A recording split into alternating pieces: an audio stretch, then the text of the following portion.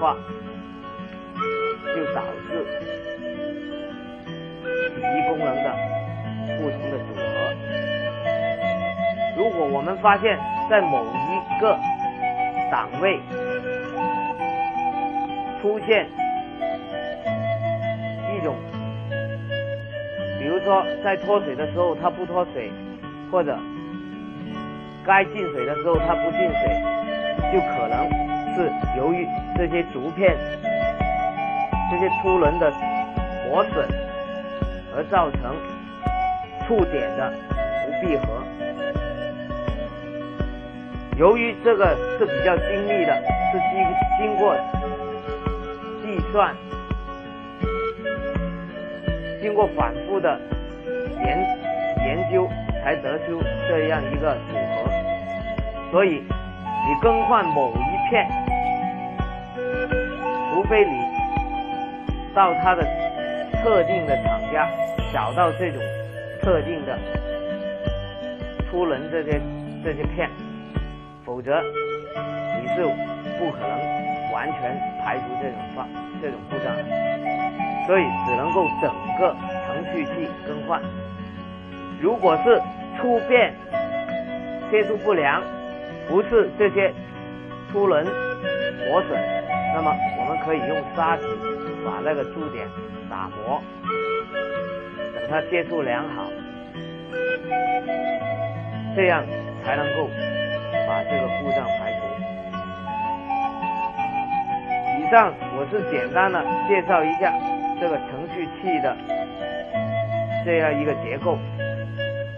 当同学们在检修的时候，不要，这是一定要特别注意的，程序器价值比较高，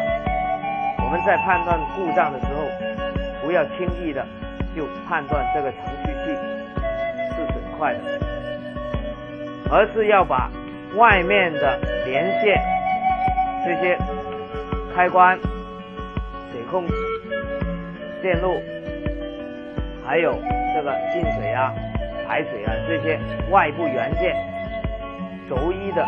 测量以后，确认这些部件都是完好无损，我们才可以将查找的重点放到这个程序器上面。因为这个程序器是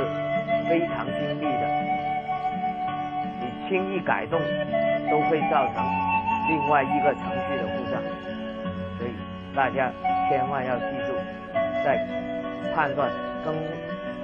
序器损坏的时候，特别小心这个。以上我们讲了滚筒洗衣机在日常生活中的一些常见故障。我们在检修这些比较重型机器的时候，对紧固螺丝要特别的关注，因为某一个螺丝的松动都会造成洗衣机出现故障。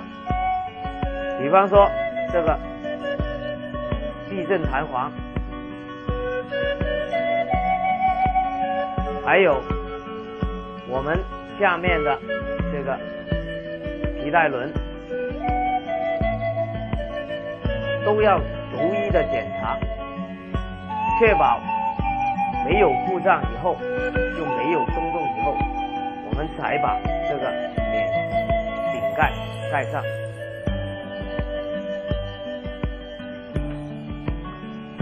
那么滚筒洗衣机的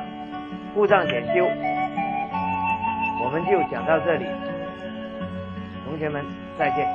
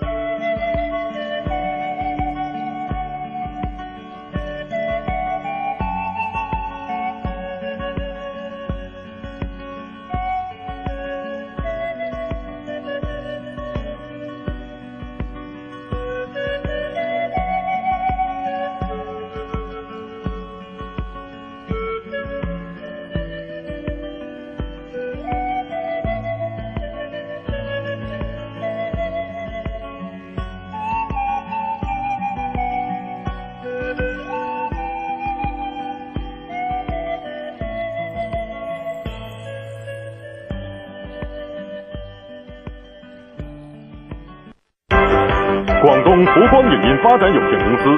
凭借雄厚的实力和高素质的人才，源源不断地向广大观众输送精彩无比的节目，满足观众无限多样的资讯需求和娱乐享受。百科全书 VCD 是我们公司的一大王牌，它集知识性、娱乐性、趣味性于一体，精彩节目一浪接一浪。百科全书 VCD 为您全面奉上。百科全书 VCD 肯定有一款适合您。